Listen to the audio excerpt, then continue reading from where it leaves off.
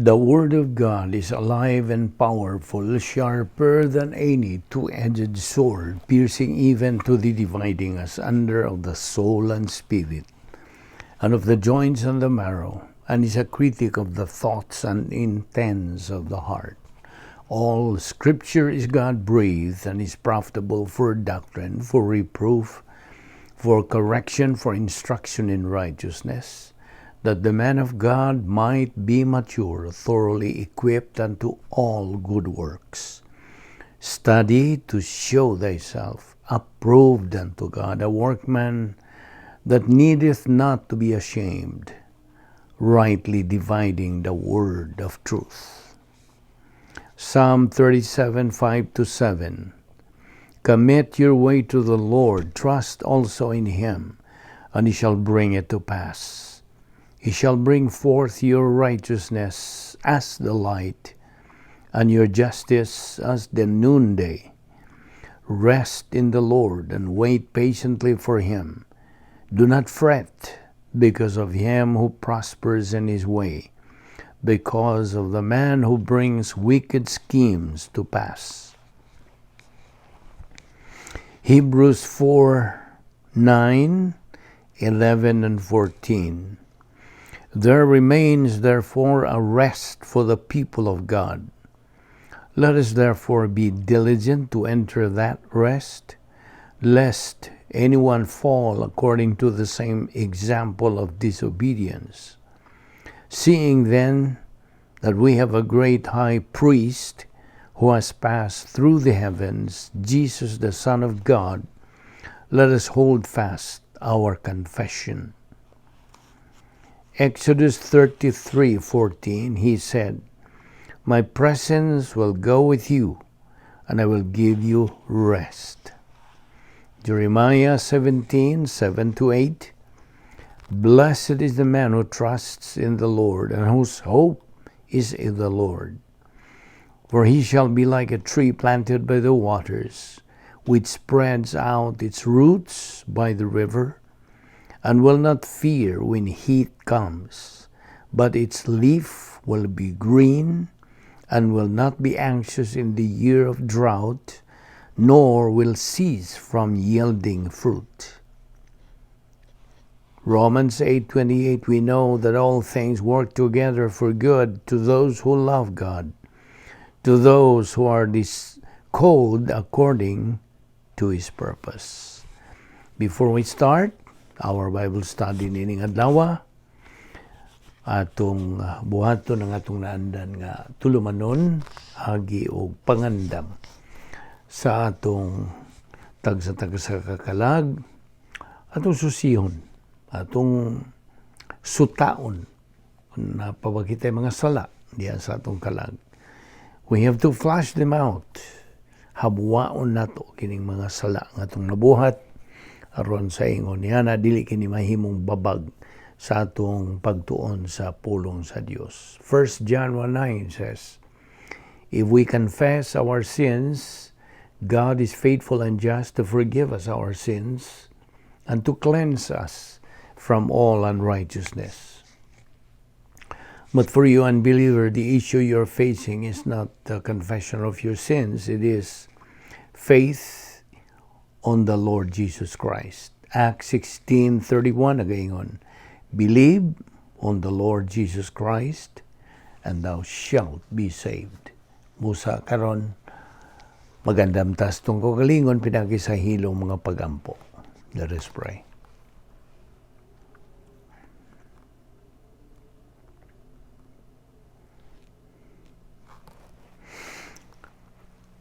Magampo, tabalaan na mo nga Diyos, nagapasalamat kami kanimo ning lain sa mga adlaw nga imong igahin alang sa among pagpadayon sa pagtuon sa among pulong. Salamat o Diyos nining grasya. Wani kami, pinagis pagtudlo kanamo sa balang Espiritu Santo, the only teacher of truth, so we can understand and take in your word. Aron kini mahimong among galamiton sa among pagpadayon sa mga dalang pagkinabuhi, ingon nga imong mga anak. Salamat ning grasya sa ngalan ni Ginoong Hesukristo. Amen.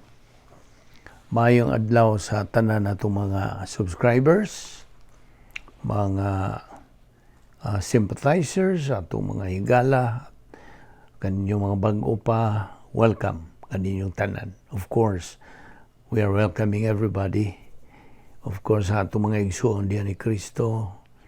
At kung ipanginaot nga namo sa mayong panglawas usab og magapadayon kita karon sa atong spiritual momentum. Naghisgot man kita sa napulo ka mga attributes sa Dios. Niya pa kita magatuon bahin sa the Trinity. Doktrina kini bahin sa balaang Trinidad. So, ato na magisgutan ang una nga kinaiya sa Dios nga mao ang iyang justisya, sovereignty, ang iyang pagkalabaw nga makagagahom sa tanan. His sovereignty, His authority is sovereign and above everything. Busa, ato na magisgutan ka na, karon ato ta si kaduha, nga kinaiya sa Dios. The second attribute, ginganlan kini sa English, o perfect righteousness. Hingpit nga pagkamatarong. Okay? So, kung nandam ka na, ato ning ipadayon. Una sa tanan, ang Dios hingpit nga pagkamatarong. Hingpit nga maayo, way sala bahin sa pamatasan o sa pagka-persona. Na mabasa diya sa Salmo 25, versikulo 8, Salmo 34, versikulo 8, Salmo 86, 5, Salmo 119, versikulo 68, Lucas kapitulo 18, versikulo 19. Now, ang pagkamatarong sa Dios, His perfect righteousness, maoy hingpit nga sumbanan sa iyang kinaiya. Ang tanan niya nga panghuna-huna ug mga panlihok, uyon kini sa iyang way sayop nga pagkamatarong. Ang amahan, Diyos nga amahan, nagapahayag sa iyang kaugalingon nga pagkamatarong. Nagaingon kini ang akong pagkamatarong mulungtad hangtod sa hangtod. Isaiah 51, versikulo 8. Ug ang anak, Diyos nga anak, mipamatuod sa kahingpitan sa amahan. Lucas 18:19, Juan 17:25. Now, ang anak mismo mipadayag nga wa siya kalapasan o sala. Gilain siya gikas mga tao nga makasasala. Mga Hebrehanon 7:26, matarong. Okay, ang matarong gisgutan diya sa 1 Juan 2:1 og siya, okay, walay sala, wala siya kinaiyang makasasala. 2 Korinto 5:21. Paganganlan siya og ang Ginoo mao ang atong kaluwasan. Jeremias 23:6. Ang Biblianhon nga pangalan sa Espiritu ingon nga balaan ng paila nga siya na nag-iya usab og bugos nga pagkamatarong. Ang bugos nga pagkamatarong sa Dios nagabarog kini sa tumang kalahi sa pagkamatarong nga iya hastaw. Okay?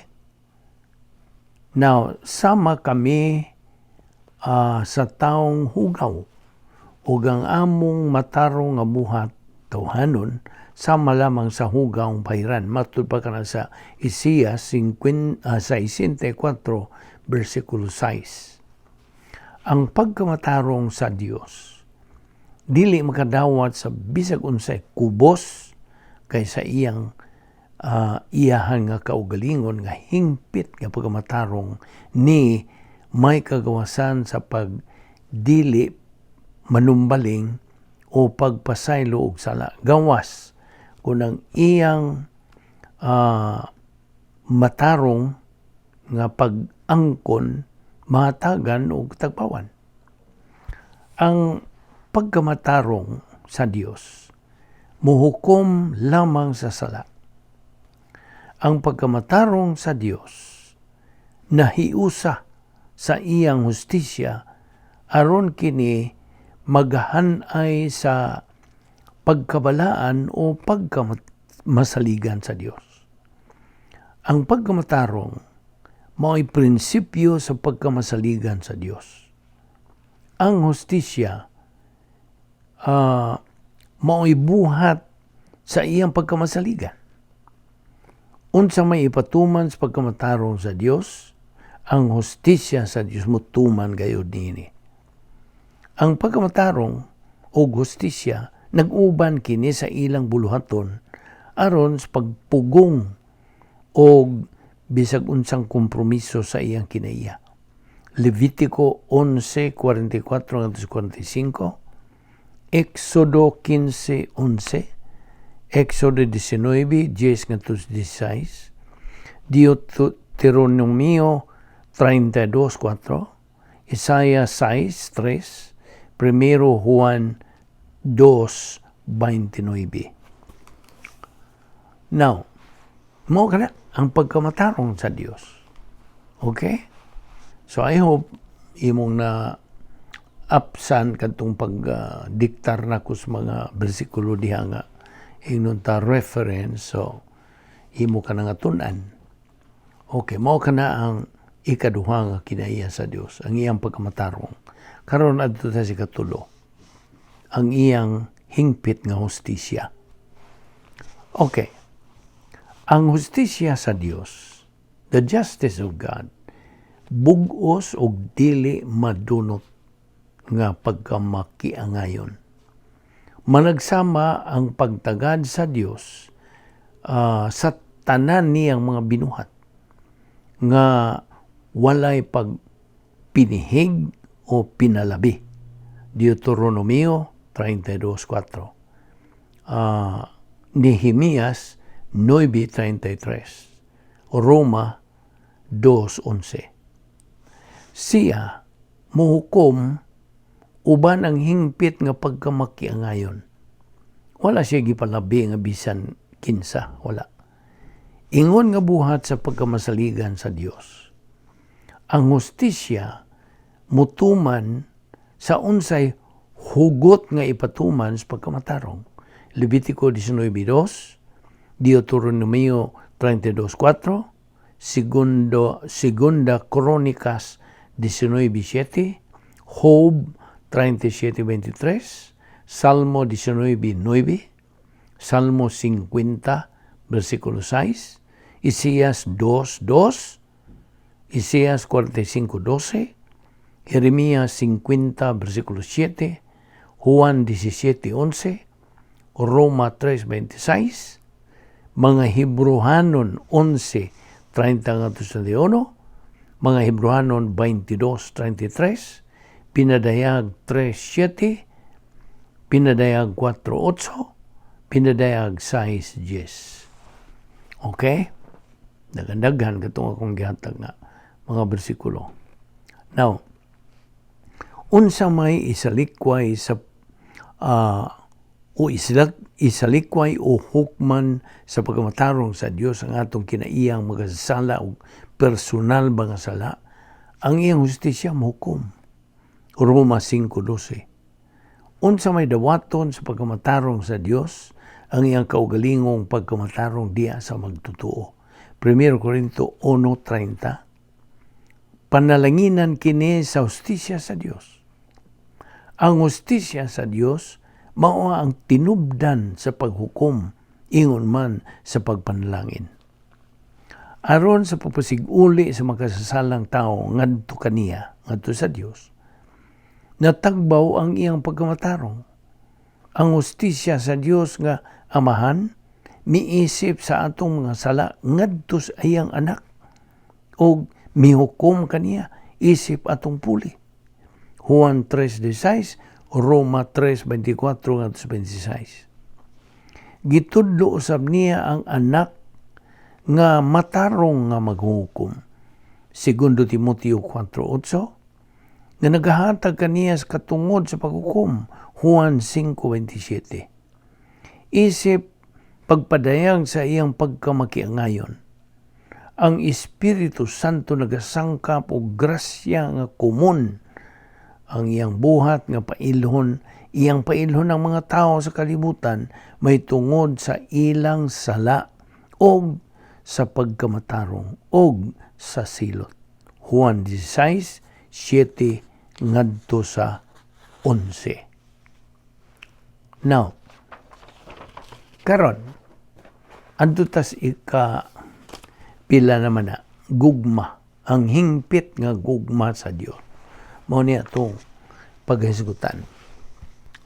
Ang Dios dayo na, He is eternal, of course. Di na mausab og hingpit nga gugma. Perfect love. Primero Juan 4:8b og 16. Ang iyang gugma inubanan sa pagkamatarong o gustisya, mao ang hinungdan sa tanan niyang buhat. Ang gugma ug pagkamasaligan sa Dios nahiusa nga wala na pagkabuwag. Dili na kini sila magkabuwag. Duha sila sa kilid o duha sila ka kilid sa samara nga pilak. Okay? Ang pagkamatarong o gustisya mao ang kuta sa gugma sa Dios. Ang patukuranan sa iyang gingharian, Salmo 89:14. Ang pagkamasaligan mao'y kaligunan luyo sa iyang gugma. Matud pa sa Salmo 33, versikulo 4 ngadto sa 5. Matuod ang mga pulong sa Ginoo ug kasaligan ang tanan niyang mga buhat. Gihigugma sa Ginoo ang katarong o gustisya o gipuno niya ang kalibutan sa gugma niyang walay pagluban. Wala gayo higayon bisan kanusa nga ang Dios wala manag-iya sa hingpit nga gugma. Primero Crónicas 16:34, Salmo 118, versikulo 1 at 4 o versikulo 29. O Salmo 136, 1 at 26, Salmo 138, versikulo 8. Now, diha nang daan ang gugma sa Dios, bisan sa wala pa buhata ang tao. Wala pa buhata ang mga manlunda o ang universo. Wala. Wala pa niyadto. Bisan sa wala pa'y bisag unsa gawas lamang sa Dios mismo. Busa, dili siya muhigugma lamang, umusugod sa paghigugma. Wala magkinahanglan ang iyang gugma o pagdasig o manginahanglag tumong higugmaon. Wala. Ang iyang gugma dili mahigawad, dili mapakyas, walay pagkakunhod kini umikan sa pagkasayod sa mga sala o mga kapakyasan sa iyang mga linalang. Ang iyang gugma dili mahigawad tungod sa pagkaway alamag pagbinuang o pagbinakak. Nungka ang iyang gugma nagsumikad sa pagbati o pagkamahinuklugon. Way pagbati ang Dios. Ang iyang gugma kanunay rang nagalihok pinasikad sa makatarunganon nga pagi. Ang gugma sa Dios hingpit tungod sa iyang hingpit nga pagkamasaligan. Ang gugma sa Dios gipadayag sa tulo ka matang. Diyos nun nga kaugalingong gugma, Diyos nung impersonal nga gugma, o Diyos nung impersonal nga gugma. Now, atong isgutan kining Dios nun nga kaugalingong gugma. Okay? Ang Dios nun nga kaugalingong gugma, gipunting kini ngadto sa hingpit nga pagamatarong sa tanang sakop sa balaang Trinidad. Ang Dios nagahigugma sa kaugalingon niyang pagkamasaligan ug sa hingpit nga pagkamasaligan nga gipanag-iya sa matag sakop sa balaang Trinidad. Ang matag usa ka persona takos nga pagadaygon sa way kinutubang gibukaton. Wa lamang magahigugma sa iyang kaugalingon ang matag sakop sa balaang Trinidad, kundi wa gyoy higayon ngang Dios nga wahan wala mo higugma sa Dios nga anak o Dios nga Espiritu Santo. O nga ang Dios nga Espiritu Santo wa mo higugma sa Dios nga amahan o sa Dios nga anak. Matud pa sa Juan 17:24. Kay nahigugma kining nahigugma niya Dios nung gugma sa kaugalingon kini atong isgutan. Kay nahigugma kaman kanako bisan sa wala pa buhata ang kalibutan. Now, aron makahigugma ang Dios sa iyang kaugalingon ug sa ubang mga sakop sa balaang Trinidad, wa gyoy pagkompromiso sa iyang kinaiya. Apan unsaon man sa paghigugma sa Dios sa makasasala nga patay espiritualmente maning mga kaliwat sa tao, kinsa hingpit nga dili takos, nga dili makompromiso ang iyang pagkamasaligan. Ang tubag ni ining maong pangutana, anha makiti sa duha ka matang gugma sa Dios ngadto sa kaliwatan sa tao. Dios nung impersonal nga gugma ug Dios nung personal nga gugma. Okay. Bahin sa Dios nun nga impersonal nga gugma. Okay?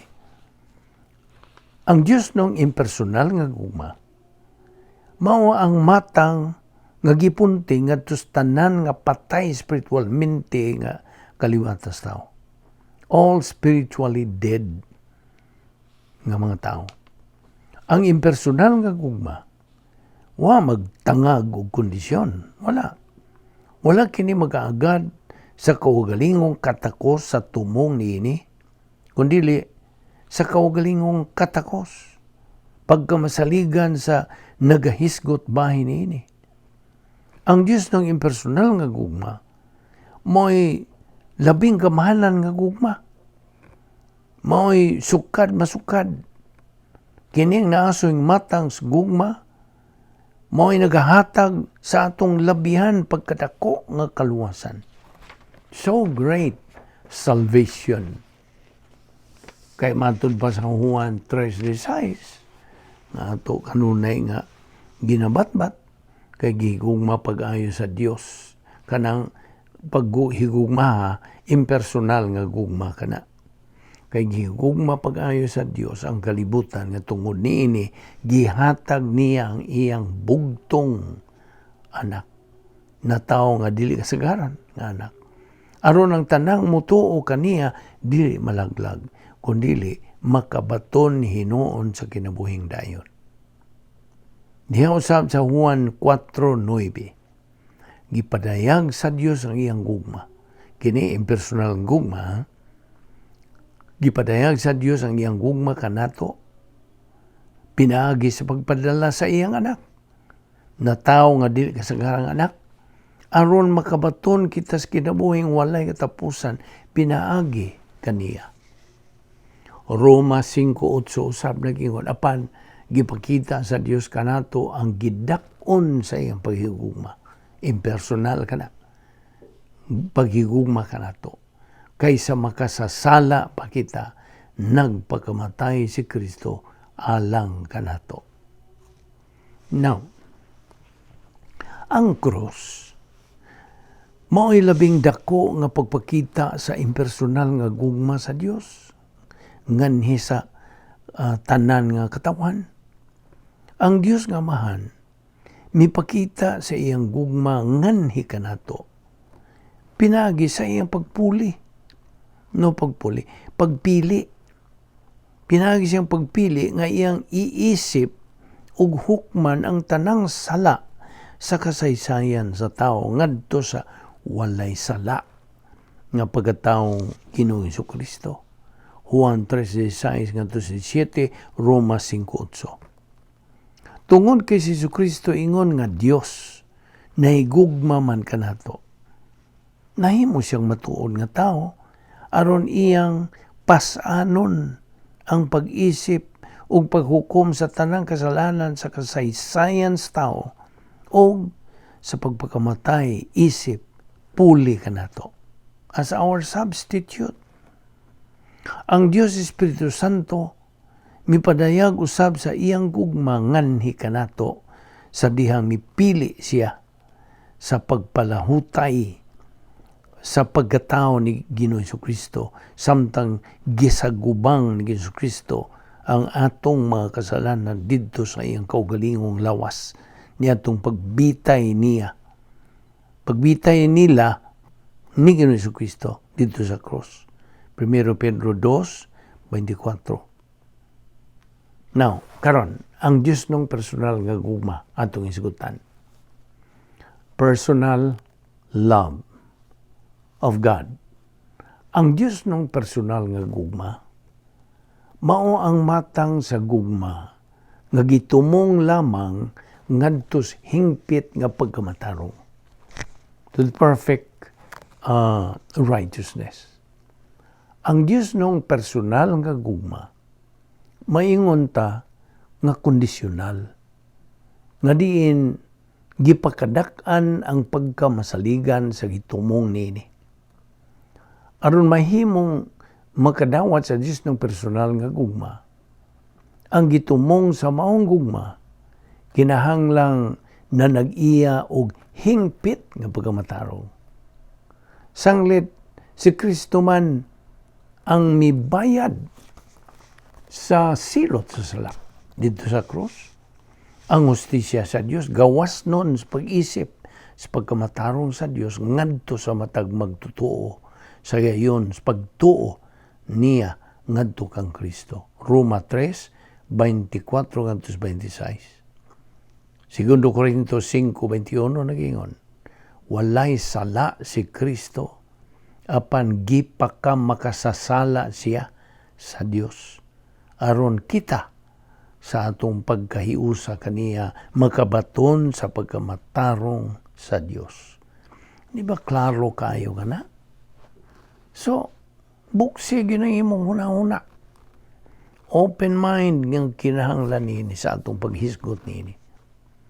Karon, sa atong papanayon, ang Dios naghigugma sa iyang kaugalingong pagkamatarong bisag asa kini makiti busa gikan sa pagkaluwas.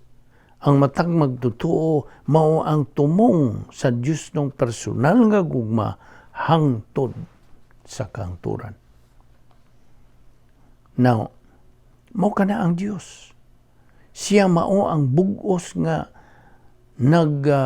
mabuhi sa kaugalingon.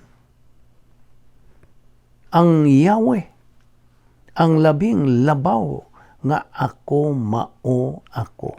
Exodo 3:14. Kinsa way sinugdanan ni katapusan. Salmo 90 bersikulo 2. Salmo 102 bersikulo 27. Ang nagmabuhi sa kaugalingon nga kinabuhi sa Dios, nagkahulugan kini nga iyang pagkabuhi hingpit nga nasud sa kaugalingon.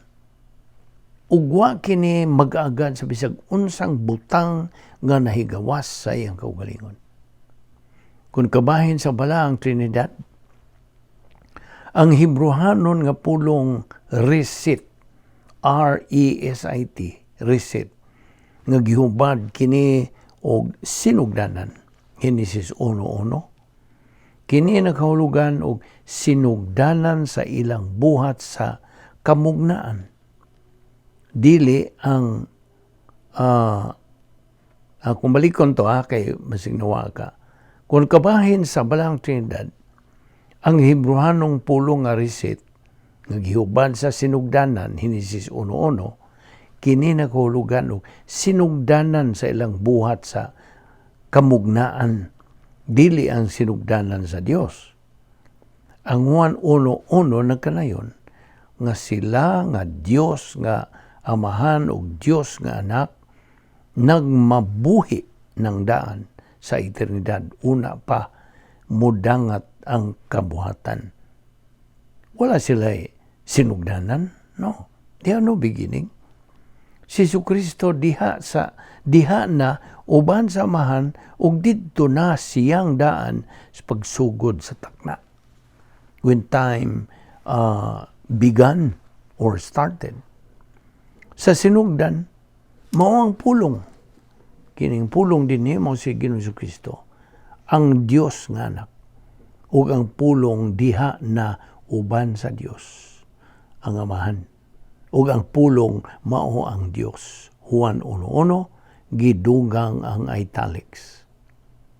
Ang bagong tugon, the New Testament, nagapanghimatuod nga ang kinabuhing walay katapusan diha uban sa amahan. Primero Juan 1:2, ug kini maora gihapon nga kinabuhi diha uban sa iyang anak. Primero Juan 5:11. Si Ginoong Jesucristo mao ang Alpha ug ang Omega diha sa pinadayag 1 versikulo 8. Ang pulong Alpha, ang sinugdanang letra sa Grigong alpabeto, nagahisgot kini sa pagkaanaa na ni Ginoong Jesucristo sa kaniadtong wa pang tanan.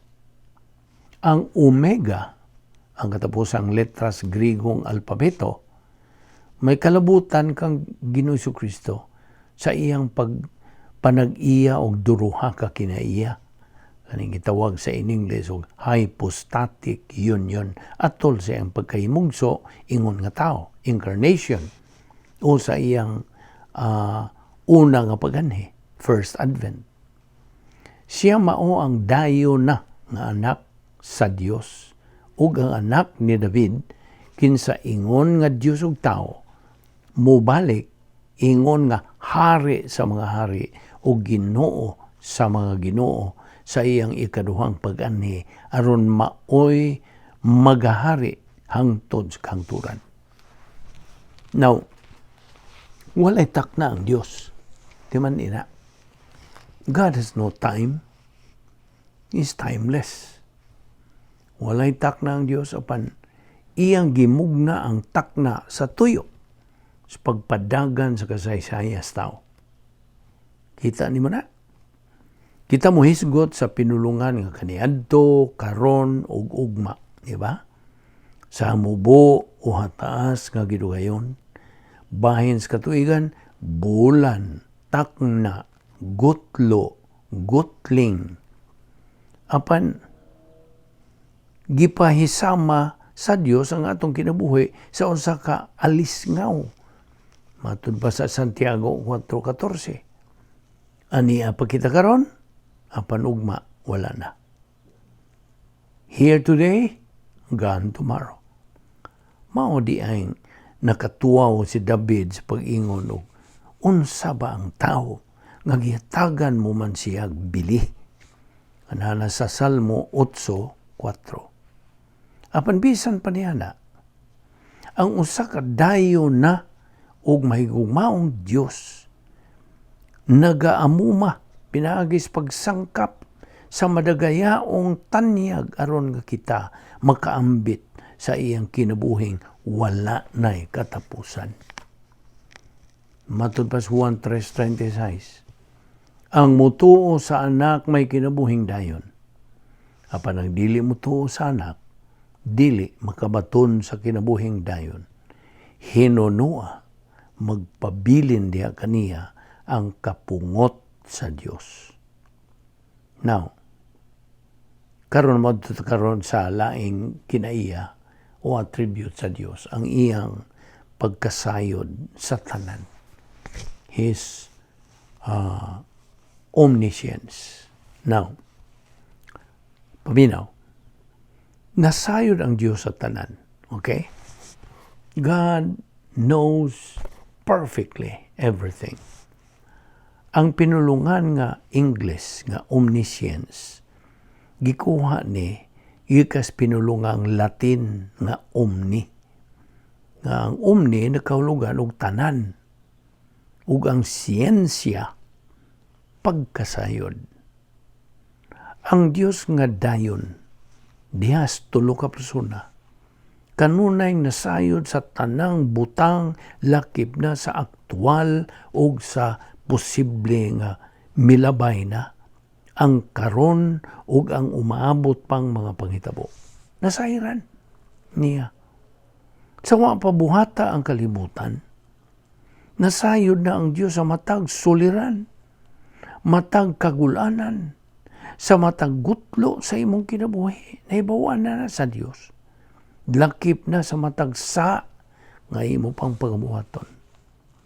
Bisan tuod kung ang iyang pagkasayod sa tanan mulabaw sa panahon o sa eternidad, ang iyang pagkasayod sa mga panghitabo, sa di pa gani kini mitabo, wa kini mulapas o mupugong sa imong kaugalingong kaubuton. Wala.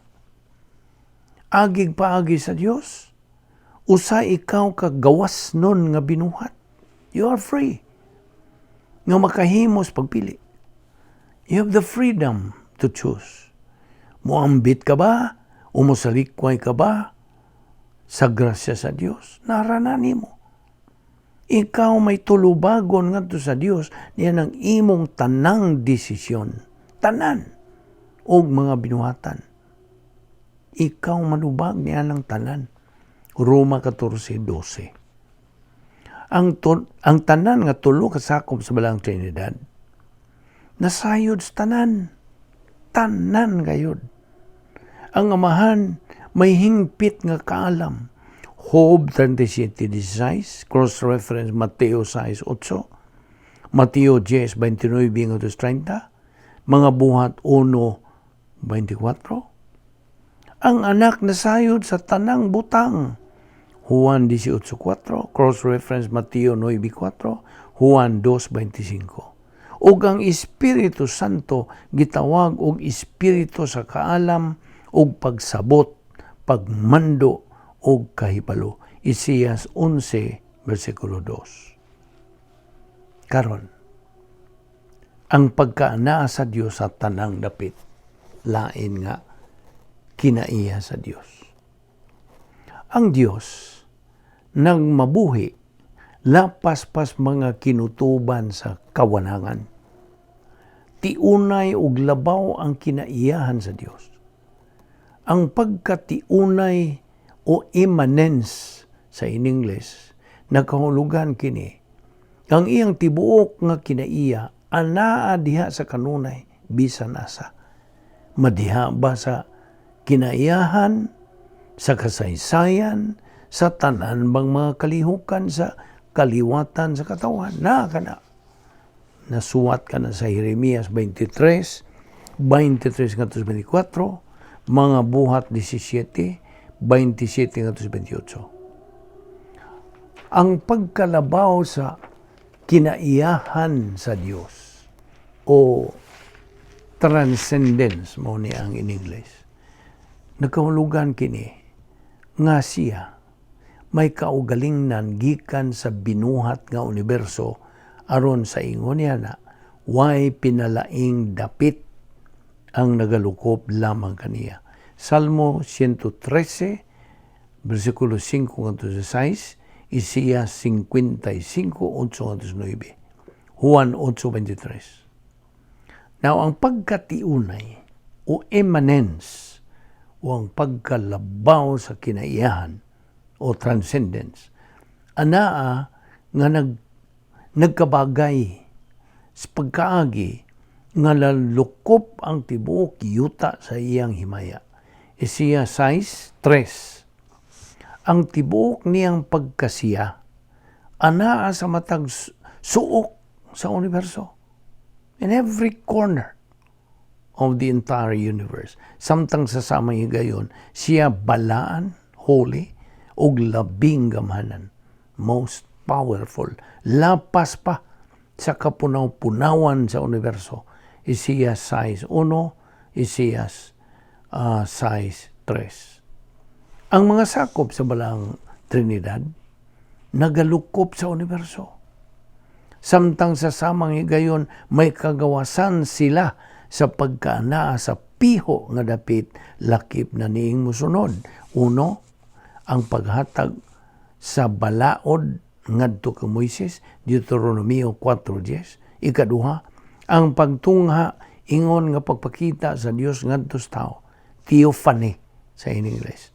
Genesis 18:1, Exodo 3:2-6, Números 14:10, Primero Hari 8:10-11, Isaiah 6, cross-reference Juan 12:37-41. Ikatulo, ang pagkinabuhi din sa yuta, ingon nga pagpakatao sa persona ni Hesukristo, Juan 1:14. Ug ang ikaupat, ang pagpuyo diha sa sulod magtotoo, Juan 14:20 ug 23, Segundo Corinto 6:16. Ani tauna mohunong ug atong ipadayon kini ugma ang pagka-anaa sa Dios sa tanang dapit, His omnipresence. Mao ni atong pagatukion ugma ayaw sipyat sa pagsunod niini aron dili ka makuwangan sa imong pagkasayod niining bahin niining atong tun-anan ang balaang Trinidad. Magampo ta. Balaan na mo nga Dios, salamat sa imong pag-uban kanamo, pagtudlo kanamo sa imong kamaturan bahin, sa imong mga kinaiya. Amo kining gitun-an aron sa ingon niya na masuod pa kami kanimo, makaila pa kami dugang nga imong mga kinaiya. Salamat o Dios sa imong grasya, sa imong pag-atiman gayud kanamo, pagsangkap sa tanan namong mga gikinahanglan sa among kinabuhing espirituhanon. Dada kami pagbalik ugma dinhi sa among Bible study through the YouTube sa Vic Balbido Evangelistic Ministry. Kining tanan among gipasalamatan sa ngalan ni Ginoong Hesukristo. Amen.